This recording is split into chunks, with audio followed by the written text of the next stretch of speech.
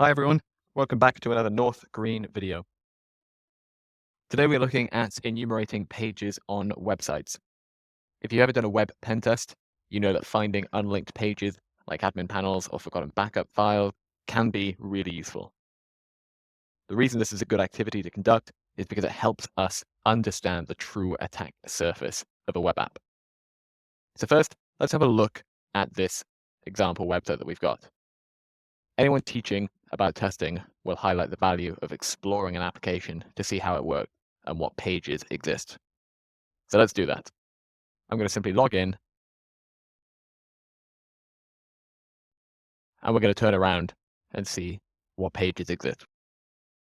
We've got a profile page that is called account. We've got a search page, a chat page, and a logout page. Now we could also look at source code to see if there's any interesting information.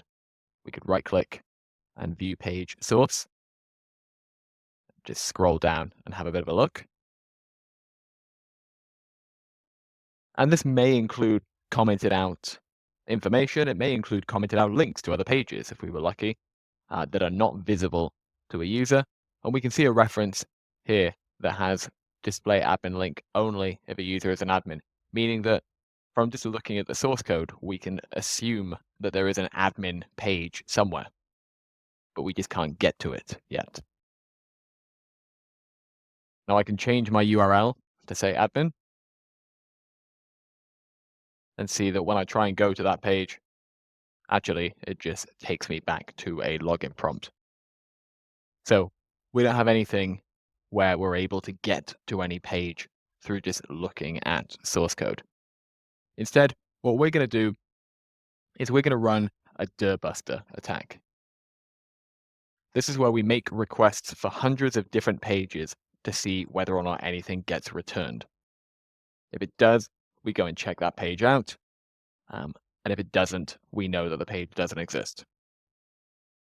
So by the way, before I start this, if you want to follow along, then just go to the GitHub link in the description and you can get a copy of this web app from GitHub and you can do this attack as well. So I'm going to pull up my Kali VM. Just going to bring this over here so we can see it.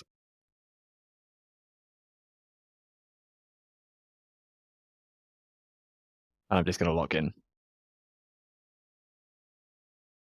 Now we're going to use a command line tool called Dirb. D-I-R-B, Dirb.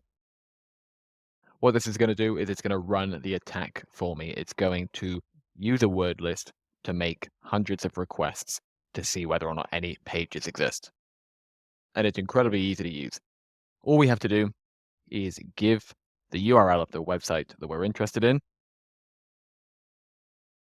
For us, it's just a simple 192.168.1.98,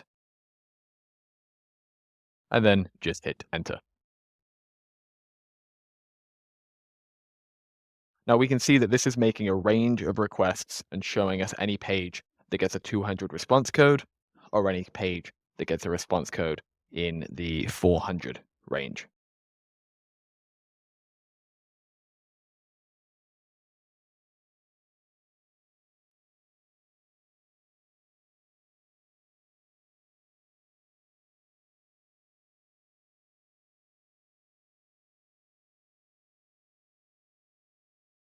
This is because a 200 response code tells us that the page exists and we can go and investigate it, while a 400 response code, they're not as positive, but they can potentially be valuable.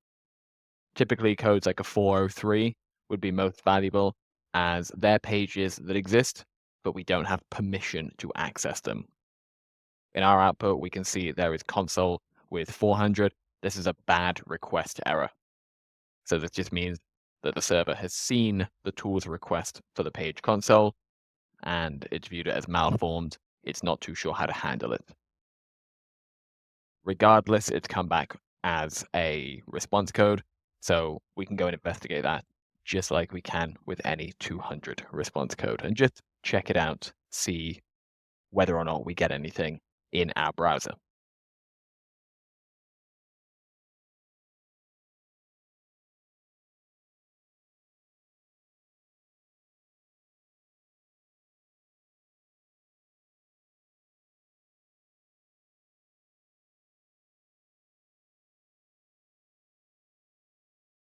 And we can see Dirb is taking a little bit of time. It is using its built-in word list, and that's made up of 4,612 common directories, and it found 4.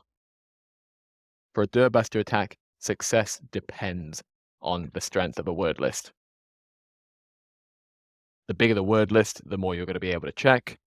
The smaller the word list, the less you're going to be able to check, but the faster it will run. So if I wanted to do a more comprehensive list, I could give it a different word list. If I wanted to do a faster test, I could give it a word list. And I could do that with a really simple command of just saying, Dirb, the website I'm interested in, and a word list that I've created. This word list is referencing a file that I have on this machine with about 4 words in it. And we can see incredibly quickly, it's got 4 words. It's been able to find diagnostics and login. The reason this one hasn't found console and register is because if I just open that word list, those pages are not in this list. So it's all about the strength of a word list that we use. So if we just scroll up quickly,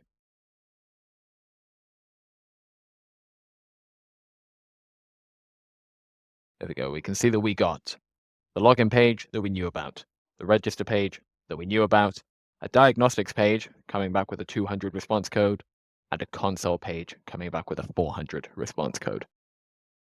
So now we can go and explore those on our web app. So we can just go straight to the URL and change this to, let's try console to start with. And we can see exactly what the tool got. This is a bad request. It's just not sure how to handle this. So now let's try the diagnostics page that was discovered that had the 200 response code. That is a page that we should be able to get to absolutely easily. So here we go. We got a 200 response code, meaning everything's okay.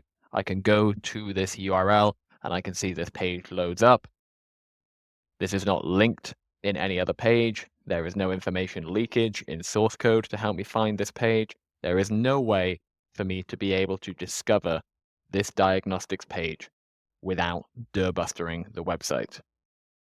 And we can see that the value of this is that we've now got a page that is potentially useful for our attack because it seems to be doing something. It seems to be potentially reading a file, and it also seems like it might be running an IP config command in that network configuration section. So by derbustering, we've been able to understand the true attack surface of this website, and we've been able to find pages that we can get to that we may otherwise not know about. And by finding these pages, we may be able to find functionality that can help us in our penetration test against this web app. And that's it for this video. Just a nice, simple derbustering demonstration. Hopefully this helped you understand why directory enumeration is important, how it works, and one of the tools we can use, that Dirb tool. If you found this useful, make sure to like and subscribe. Drop a comment if there's anything you are not sure about below. Thanks very much, and we'll see you in the next one.